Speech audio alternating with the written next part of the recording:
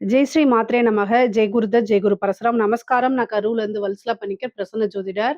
இன்னைக்கு நம்ம மாசி மக பூஜை எப்படி பண்ணணும், அது மட்டும் இல்லாம இந்த மாசி மகத்துல நதிகள்ல நீராடுறது எப்படி நீராடுறது, அது மட்டும் இல்லாம இன்னைக்கு என்னென்ன விஷயங்கள்லாம் செய்யணும், இந்த மாசி மகம் என்னைக்கு வருது, அதே மாதிரி பௌர்ணமி மாசி மகமும் பௌர்ணமியும் வந்து ஒரே நாள்ல வரும். ஆனா இன்னைக்கு வந்து வேற வேற இந்த வருஷம் வந்து பாத்தீங்கன்னா வேற வேற நாட்கள்ல வருது. அது கூட கிரகணமும் வருது. ஸோ நீங்க இந்த நாட்கள்ல என்ன செய்யணும் அப்படிங்கக்கூடிய டீட்டெயிலா நம்ம பார்த்துரலாம்.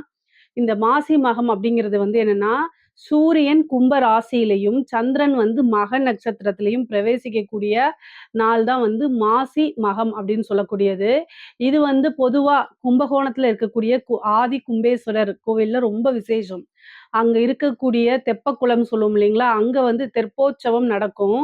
அது என்ன ஐதீகம் அப்டின்னா, அந்த நதிகள்ல அதாவது புண்ணிய நதிகள்னு சொல்றோம் இல்லையா? நெறைய புண்ணிய நதிகள் இருக்கு. முக்கியமானது வந்து கங்கா, யமுனா, சரஸ்வதி. பொதுவாவே புண்ணிய நதிகள்ல நம்ம நீராடும்போது, நம்மளுடைய பாவங்கள் எல்லாமே அந்த நதிகள் ஏத்துக்கும். நமக்கு புண்ணியம் கிடைக்கும். ஸோ இந்த நதிகள் எல்லாம் என்ன செய்யுது அப்டின்னா, சிவபெருமான பார்த்து எல்லாரும் எங்ககிட்ட வந்து பாவத்த இறக்கிர்றாங்க. நாங்க என்ன பண்றது இந்த பாவத்த போக்குறதுக்குன்னு சொல்லும்போது தான், இது வந்து ஒரு நாள் இருக்கு. மக நட்சத்திரம் மாசி மாசம் வரக்கூடிய மக நட்சத்திரத்துல, அதாவது கும்பகோணத்துக்கு பக்கத்துல அந்த நதிகள்ல வந்து நீங்க சங்கமிக்கும்போது, உங்களுடைய பாவங்கள் போக்கப்படும் அப்படின்னு சொல்லி சிவபெருமான் அருள் பாலிக்கிறாரு. அப்போ எல்லா நதிகளுமே அது வந்து என்னன்னா, அந்த மாசி மாசம் மக நட்சத்திரத்துல அங்க வந்து சங்கமிக்குது. அங்க வரும்பொழுது, அதோடைய பாவங்கள் எல்லாமே அந்த புண்ணிய நதிகளுடைய பாவங்கள் எல்லாமே போக்கப்படும் அப்படிங்கிறது ஐதீகங்க. இது வந்து என்னன்னா, இந்த மகாமகம்னு சொல்லுவோம்ல, அது வந்து ரொம்ப ரொம்ப விசேஷம். இந்த மகாமகம் அப்படிங்கிறது வந்து எப்போ அப்டின்னா 12 வருஷத்துக்கு ஒரு தடவ தான் வரும். இந்த வருஷம் வந்து அது கிடையாது. அடுத்த வருஷம் தான் இருக்கு. அதனால 2026 பொறுத்தவரைக்கும் மாசி மகம் தான். மாசி மகாமகம் கிடையாது. எப்போ வந்து கும்ப ராசிக்கு குரு பகவான் வராரோ, அதுதான் வந்து மகாமகம்னு சொல்லக்கூடியது.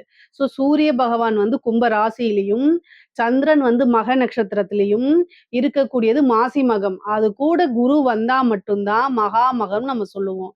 இந்த வருடம் வந்து மகாமகம் கிடையாது. பொதுவாவே இந்த மகாமகத்துல வந்து 30 முக்கோடி தேவர்களும் வந்து அந்த ஆதி கும்பேஸ்வரர் கோவிலுக்கு வரதா ஐதீகம். அங்க இருக்கக்கூடிய நதிகள்ல நம்ம நீராடும் பொழுது, அது என்ன ஆகுது அப்டின்னா, நம்மளுடைய அதாவது தெரிஞ்சும் தெரியாம செய்யக்கூடிய தவறுகள், கர்மாக்கள் எல்லாம் கழிஞ்சு நம்மளுடைய பாவங்கள் போக்கி, புண்ணியங்கள் கிடைக்கும் அப்டிங்கிறது ஐதீகம். அந்த நாட்கள்ல போய் அங்க நீராடுறது வந்து பாத்தீங்கன்னா, ரொம்ப ரொம்ப விசேஷம், சிறப்பானது. நம்மளுடைய தேவர்களுடைய ஆசிகள், நதிகள்ல வந்து இந்த இந்தியா முழுக்க இருக்கக்கூடிய நதிகள், புண்ணிய நதிகள்ல நீராடுனா என்ன பலனோ, அன்னைக்கு கும்பகோணத்துல இருக்கக்கூடிய ஆதி கும்பேஸ்வரர் கோயிலுக்கு போயி நீராடுனா அந்த பலன்கள் கிடைக்கும். பொதுவாவே எல்லா நதிகளுமே வந்து அங்க நீராடுறதா ஐதீகம் இருக்கு. ஆனா, நம்ம அன்னைக்கு அங்க போக முடியலன்னா, வீட்லயே சிம்பிளா பண்ணலாம். பொதுவா இந்த மாசி மகத்துல எல்லாருனாலயும் கும்பகோணம் போக முடியாது. எல்லா நாளுமே வந்து ஆதி கும்பேஸ்வரர் கோவிலுக்கு போக முடியாது, நீராட முடியாது. ஆனா, அந்த நீராடின பலன்கள கிடைக்க முடியும். என்ன அப்டின்னா, உங்க வீட்டுக்கு பக்கத்துல இருக்கக்கூடிய, அருகில் இருக்கக்கூடிய கோவில்களுக்கு, குளங்களுக்கு சென்று அங்க நீராடலாம். இப்போ ஒரு சில கோவில்கள் எல்லாம் வந்து நீராடுறதுக்கு தனியா இடம் இருக்கும். அங்க போய் பண்ணலாம். அப்படி இல்ல அப்டின்னா, உங்களுடைய ஊர்லயே வந்து ஒவ்வொரு நதியும் இருக்கும். ஒவ்வொரு நதிக்கும் ஒரு சிறப்பு இருக்குங்க. நதினாலே புண்ணியம் தான். அங்க போயிட்டு நீங்க என்ன செய்யணும் அப்டின்னா, இந்த நதி புனித நதி. இதில் நீராடுவதால் கங்கை, யமுனை, சரஸ்வதி உங்களுக்கு என்னென்ன நதிகள் தெரியுமோ, கங்கை, யமுனை, சரஸ்வதி, அதே மாரி கோதாவரி, கிருஷ்ணா இது எல்லாமே சொல்லிக்கங்க. உங்களுக்கு என்னென்ன நதிகள்லாம் தெரியுமோ. பொதுவா தாந்திரீகம் பண்றவங்க சௌபர்ணிகாங்கிற நதிய கம்பல்சரி சொல்லிருங்க. தாந்திரீக பூஜை பண்ணக்கூடியவங்க எல்லாமே சௌபர்ணிகா நதிய சொல்லுங்க. சௌபர்ணிகா நதியில குளிக்கிறது ரொம்ப ரொம்ப விசேஷமானது. ரொம்ப சக்தி வாய்ந்தது.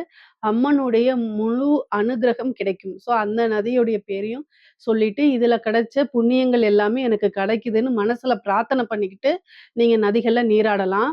இந்த இது எப்போ வருது அப்டின்னா, மக நட்சத்திரம் அதாவது மாசி மாசம் மக நட்சத்திரம் எல்லா இதுலயும் கேலண்டர்லயும் 3ஆம் தேதி அந்த மாரி போட்டிருப்பாங்க. ஆனா, நாளே வந்துருது.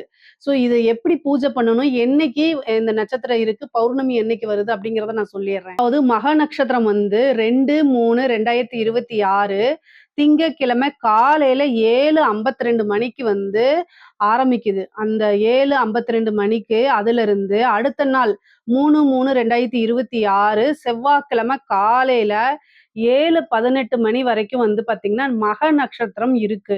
இந்த மக நட்சத்திரத்துல நீங்க வந்து மாசி மகமா இந்த மக நட்சத்திரத்துல மாசி மகமா கருதி, மாசி மகத்துல இருக்கக்கூடிய விசேஷம் என்ன? நதிகள்ல நீராடுறது, தெப்போற்சவங்கள்ல கலந்துக்கிறது. இந்த மாரி விஷயங்கள நீங்க செய்யலாம்.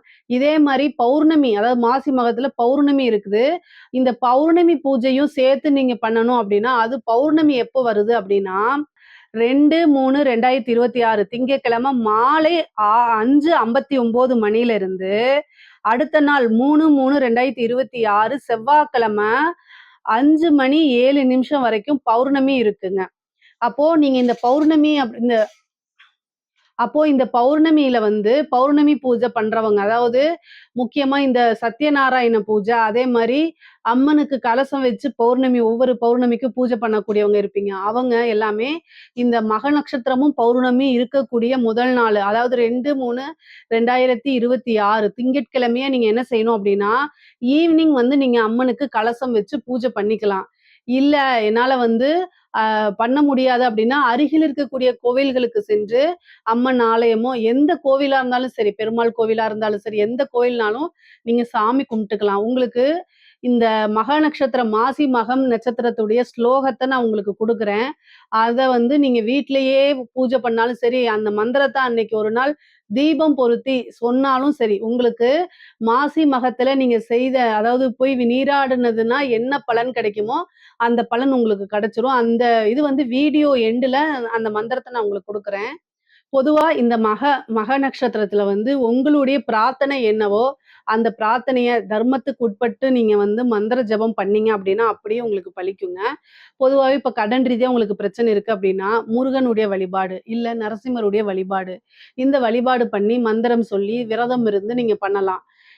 உங்களுக்கு வந்து கல்யாணம் ஆகணும் அதுக்காக அப்டின்னா, நீங்க வந்து அம்மனுடைய ஸ்லோகத்த சொல்லலாம். அதாவது சுயம்வரா பார்வதி மந்திரம் இருக்கு இல்லையா? அத தீபம் பொருத்தி, அத வந்து அம்மன பிரார்த்தனை பண்ணிட்டு, எனக்கு திருமணத்துல இருக்கக்கூடிய தடைகள், தாமதம்லாம் நீங்கிரணும் அப்படின்னு வேண்டிக்கிட்டு, திருமணம் சீக்கிரமா ஆகணும், நல்ல வரன் கிடைக்கணும் அப்படின்னு மனசார ஆத்மார்த்தமா பிரார்த்தனை பண்ணிட்டு, இந்த பூஜைய நீங்க பண்ணலாம். மந்திரத்த சொல்லி பண்ணலாம். அதே மாரி வந்து உங்களுக்கு தொழில் ரீதியா நல்லபடியா நடக்கணும். தொழில்ல நல்லா லாபங்கள் வரணும், காசு பணம் வரணும், தொழில் நல்லபடியா நடக்கணும், வளர்ச்சி ஆகணும் அப்படின்னா, உங்களுடைய நீங்க வந்து பார்த்தீங்கன்னா, சத்யநாராயண பூஜை வந்து பண்ற பழக்கங்கள் இருந்தா பண்ணலாம். அப்படி இல்லைன்னா, இப்ப ஒவ்வொரு கோவில்லயும் சத்யநாராயண பூஜை பண்ணுவாங்க. பெருமாள் கோவில்ல ஒவ்வொரு பௌர்ணமிக்கும் நெறைய கோவில்ல சத்யநாராயண பூஜை பண்ணுவாங்க. அந்த இடங்கள்ல போயிட்டு நீங்க கலந்துக்கலாம். ஓகேங்களா? அப்படி இல்லையா, யார் வீட்ல பண்றாங்களோ அவங்க வீட்ல கலந்துக்கலாம். ஆத்மார்த்தமா ரிக்வெஸ்ட் பண்ணி கேட்டீங்கன்னா, அவங்க ஓகே சொல்லிருவாங்க. அங்க போய் நீங்க வந்து என்ன செய்யலாம், கலந்துக்கலாம். அப்படி இல்லைன்னா, நீங்களே உங்க வீட்ல பூஜை பண்ணலாம். பொதுவாவே வந்து பார்த்தீங்கன்னா, உங்களுடைய இஷ்ட தெய்வமோ, அல்லது குலதெய்வமோ அன்னைக்கு வழிபாடு பண்றது நல்லது. உங்களுடைய இஷ்ட தெய்வம் அல்லது உபாசன தெய்வங்கள்லாம் அன்னைக்கு வந்து பூஜை பண்றது ரொம்ப ரொம்ப நல்லது. மந்திரங்கள சொல்லி ஆத்மார்த்தமா பூஜை பண்ணலாம். எதுவுமே இல்லைன்னா, லக்ஷ்மியோட மந்திரத்த கூட சொல்லி என்ன செய்யலாம், காசு பணம் வரணும் அப்படின்னு லக்ஷ்மியோட மந்திரத்த நீங்க சொல்லி பூஜை பண்ணலாம்.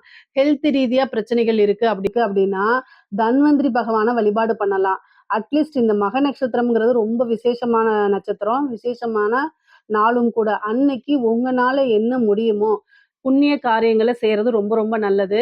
வீட்லயே நீங்க கலசம் வச்சு வழிபாடு பண்ணலாம். ஆத்மார்த்தமா ஒவ்வொரு வருஷமும் நீங்க ஏதாவது பண்றீங்கன்னா, அந்த விஷயத்த தொடர்ந்து பண்ணிட்டு வாங்க. அது உங்களுக்கு ரொம்ப ரொம்ப நல்லது. மந்திரங்கள் உங்களுக்கு என்ன விஷயத்துக்காக வேணும்? என்ன மந்திரம் வேணும்னு சொல்லுங்க. நான் கமெண்ட்ஸ்ல சொல்லுங்க. கட்டாயம் நான் ஆன்ஸர் பண்றேன்.